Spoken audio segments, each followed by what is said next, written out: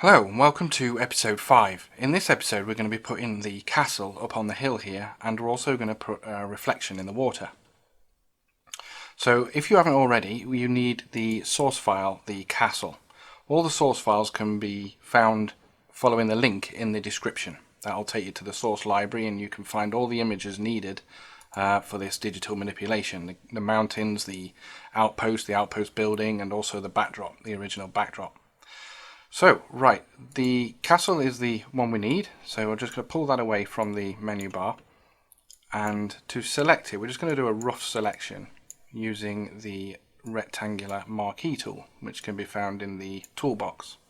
So just drag that out just across the castle, and then using the move tool, which is V on the keyboard, just drag that up then to the picture, and then we can discard that. We don't need that layer anymore. So now that we've got our castle, we need to cut it out properly, and we can do that just using making sure that layer is selected.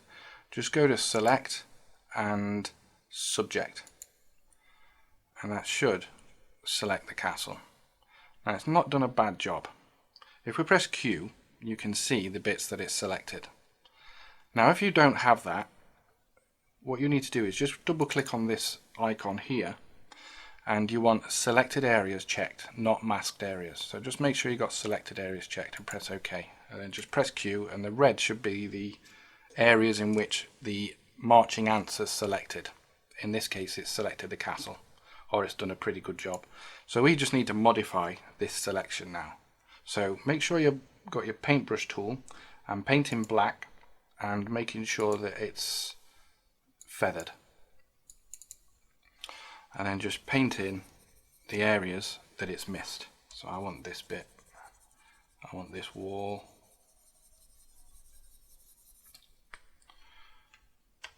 getting to grips with masking is sort of a fundamental technique of Photoshop. It makes everything else make sense, if that makes sense itself. So yeah, it's one of the first techniques that I learned really, and it's helped me tremendously over the years with everything else. It makes you understand layers more, and also it allows you to fine tune, it allows you to modify any area of a picture, because you can mask, you can tell Photoshop I just want to select this area and I want to modify this area, or in this case I just want to cut out this area. So masking is a real useful technique to learn and understand. So all we're doing is we're just painting in the selection.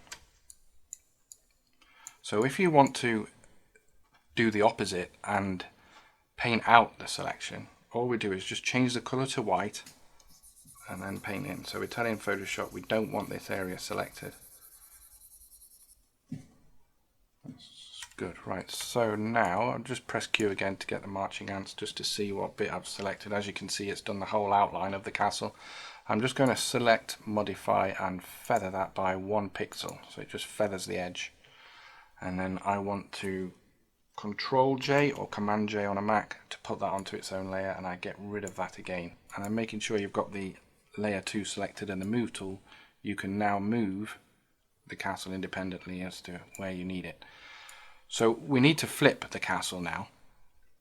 So hit Control T or Command T, and where it says width, we want to put a minus there, so that puts it into the negative 100%, and then press enter. Now what I find easier, if you just click this little symbol here, that takes the window out of the tabs and just makes it into one sort of image, so you can move it around with your, if you keep spacebar pressed, you can move around the image now. Whereas before it was a little bit difficult, you had to zoom in before you could do that, but now you're able to just move around. So we want to move the castle up on the hill. Now it's a little bit small, so I think we need to enlarge it a little bit.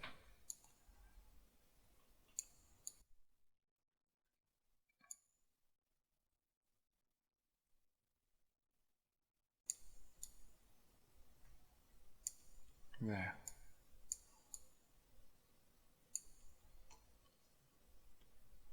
So once you're happy,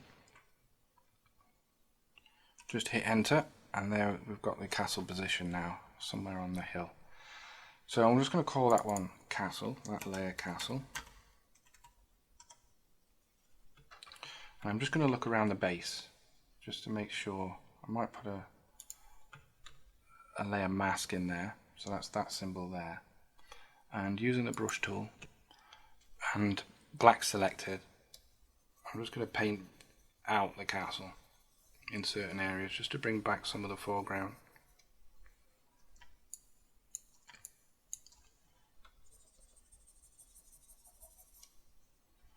That's better. So now we've positioned the castle and we've sorted out the base to make it look like it's probably been there a few hundred years. It's time to colorize and tone the castle to make it look like it's part of this environment, just like we did with the Outpost tower. So first I'm just going to go to the adjustments layers and use color balance. And I've done this image quite a few times, so I'm just going to put in the making sure I'm clipping to that layer. I always forget that bit. I'm just going to put in the figures that I've used previously that I know work well with this environment. So that's -13, -19, -4 on the color balance, and that's just introduced a bit of magenta and also it's brought in some cyan and warmed it up just a tad. So now that we've done the color balance, I'm going to use the hue saturation adjustment layer to just affect the yellows. So I'm just going to expand that a little bit just so I get more of the yellow in the spectrum. And it's just basically trial and error really. We're just playing about, making sure I clip it to the layer and then just trial and error. I'll just bring in some reds. That looks quite nice. We've also dulled down some of the greens as well. So the saturation, I'm going to bring it down to -19 as well.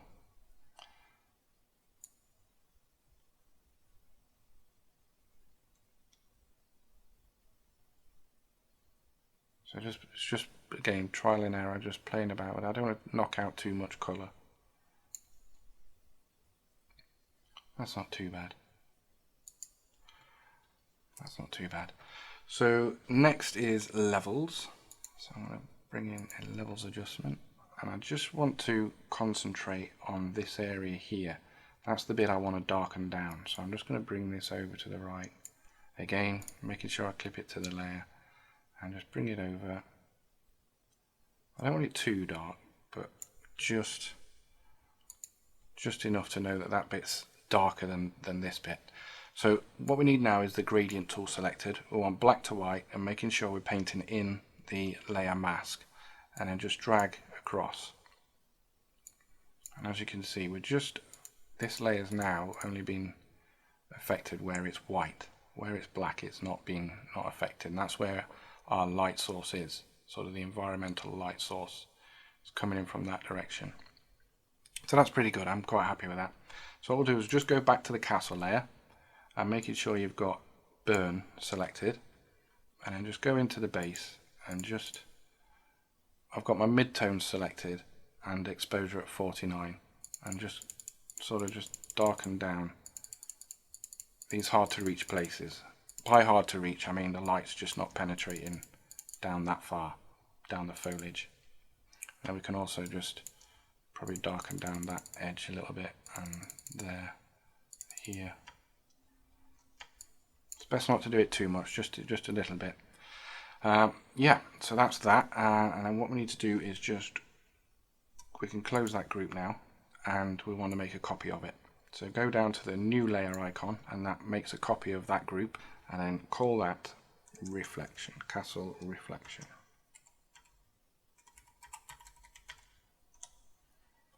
And then hit Command T or Control T, and that will put the control points around the whole layer of that image. So don't be alarmed if that happens, because that's actually going to help us. So where we go height, if we press minus, you can see that it flips it on the horizontal and it puts it literally right where we want it. So just click tick. Now we can merge that group. And it's still called the castle reflection layer. So that's in line with the castle above it. As you can see, it's done a good job of lining that up. So I'm going to put that down to soft light, and we're already halfway there. Bring the opacity down a little bit, and then create a layer mask, and then with the gradient tool just drag up from the bottom, and that's it. I'm quite happy with that. You could go into liquify again and make the do some warped distort edges, but with it being so rippled there probably wouldn't be a reflection anyway, just the colours, you'd just see the tones. So I'm just going to leave that as it is for the purpose of this tutorial.